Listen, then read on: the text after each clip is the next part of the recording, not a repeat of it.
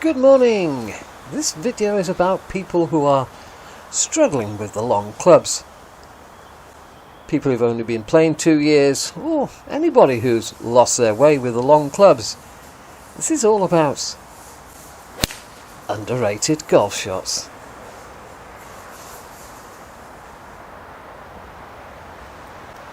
That's a 5-iron into the fairway. A very underrated shot. Here I'm taking a club that simply won't reach anything. Yeah, sure, it doesn't reach the green, but it doesn't reach the garbage either.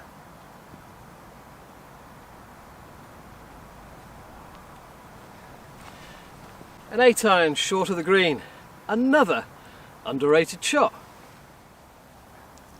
And another underrated golf shot. A chip and run along the ground. It's not very flamboyant, it's not very exciting, but it gets the job done more times than trying to play the exciting one.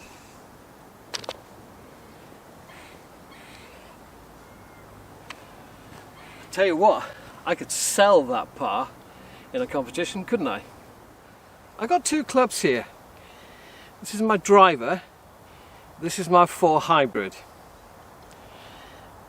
This is the reason why drivers are so difficult to hit, even for the best in the world. It's that. The further your hands are away from the club face, the harder it is to time the swing and hit it with a square face. This is a lot shorter.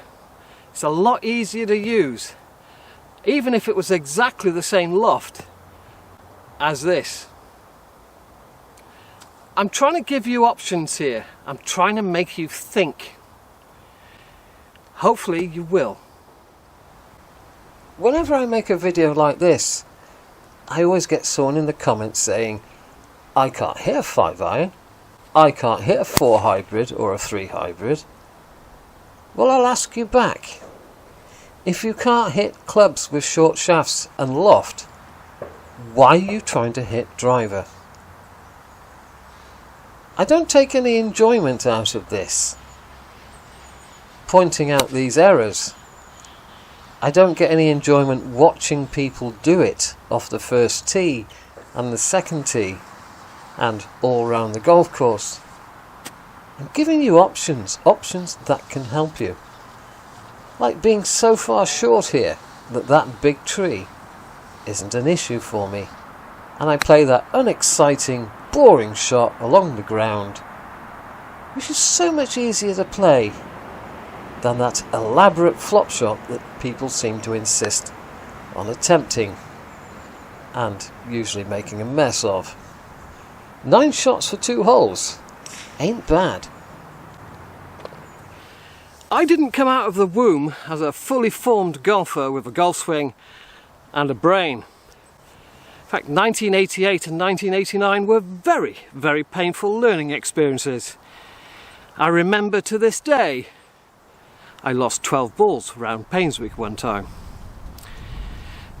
So here I am, your tool to hopefully better golf when you really don't know the difference between your elbow and your arsehole, just like I was way back then. So I'm giving you some options what you could possibly do to avoid the pain that I went through.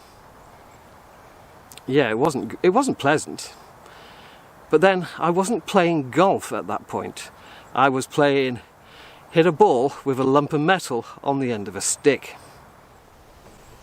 So if you've been playing 18 months or 2 years, or you're simply a poor golfer, can you please explain to me why you can't play a hole like this with as little as a 6-iron off the tee? Sorry. Making me nervous there. That was a great tee shot. So please tell me in the comments, if you're struggling to break 100, whether you are new to the game or old to the game, Just tell me why you can't play a golf hole like this. 394 yards. Right, this one's downhill a bit and plays a fraction shorter. But why on earth can't you do this? Is it because your playing partners always hit driver and you feel that you must hit driver? It's one of those greens where you're not sure if it's a little bit that way or a little bit that way, isn't it? Our next hole, a par 3 of 156 yards to the middle. Plays about half a club uphill, so we'll call it, say, 161 or 162. This is as good a place as any for a beginner golfer, someone who's been playing 18 months, maybe 2 years, to start making pars, to have a hole where they know they're going to get a par on most of the time. Question is how do we go about it? There's 2 very nasty bunkers right, and there's a nasty bunker left. Now I'm okay out of bunkers, I can get out of a bunker, but I can't necessarily get it close enough to make a par. In fact, I make very few up and downs out of bunkers. I need a bit of a lucky putt. So how do we go about this as somebody who probably isn't as proficient out of bunkers as I am? What are you going to do? 161 to the middle of the green, as I say, with it playing slightly up the hill. One of the things I've learnt over the years is to have nothing to do with bunkers and flags anywhere near bunkers. Primarily because at the cheaper golf courses that I play, there's rarely enough sand in the bunkers to play a bunker shot. You're playing off clay and knifing it. Lilybrook does not have that problem.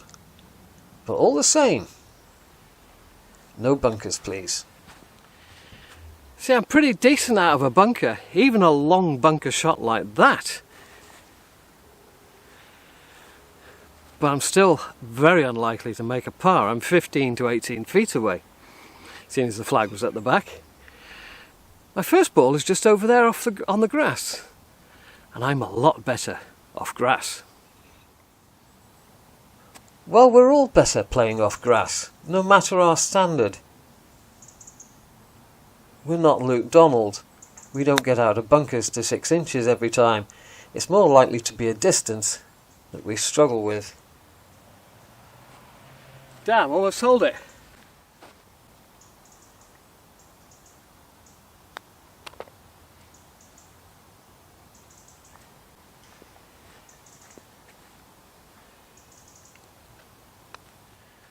As it happens, this is quite a large green. There's 30 yards between the bunkers here. But when you play that competition and it's 180 uphill, playing about 190, and you're getting into 4 and 3 irons, then again, 5 iron down the front here is probably your friend. You might be afraid of bunkers. You might not have learnt the correct technique for getting out of bunkers. But the chances of getting close enough for that par aren't quite as good as a chip and run along the ground with whatever your chosen club was. I used a pitching wedge, bit back foot, bit reduced in loft. That's how I play them. We'll finish the video with a par 5 where you would be tempted to get your driver out and make that big mistake that you always make with your driver. Now for the second shot is what is the longest club I can hit that'll get over this tree in the foreground? Now I personally can play different clubs and different shots and get a long way down the hole, but being sensible is most definitely the answer for you. But I'll show you what being too sensible is. This is wide enough to attack certainly the front edge of the green, if not the middle of the green, but I'm going to lay back a very long way to be safe. And of course when you are too safe, then you've got something awkward, and now you require skill, imagination and a lot of practice to put this close. So I'm not encouraging you to be ultra safe, but to play within yourself. There's several elements to the short game. A shot like that, what was it, 10, 20, a little over 30 yards with a pitching wedge, back foot. You need imagination. You need to be able to see the contours and pick the line. And then it's down to feel and touch and practice. I can't tell you what club to use from where. That's a journey that you have to learn yourself. No pro on YouTube should ever tell you which club to take from where, because they aren't you, and you have to learn it yourself.